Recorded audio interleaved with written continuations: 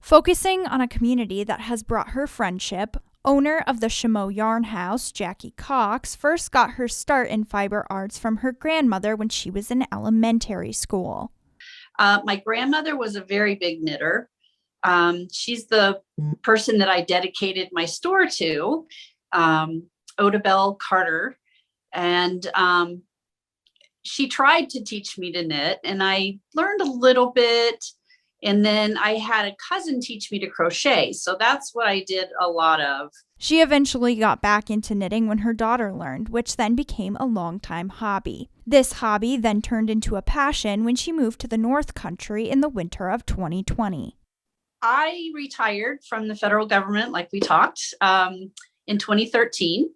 And so my daughter, who was a swimmer, I was constantly taking her to swim meets, and I found that I would just always pack in my bag some knitting or crocheting to keep myself busy in between her races. And about 2 years ago, my husband got a job up here. So we moved, and I noticed that there weren't any yarn shops, any little yarn boutiques, which I love to visit whenever we travel. And so my husband and I put our minds together and started thinking, well, maybe I could find some place to open. According to Cox, one of her goals for the Chaumont Yarn House is to offer a unique variety of products. But her main focus is to create a place for those with her same passion to gather and create friendship.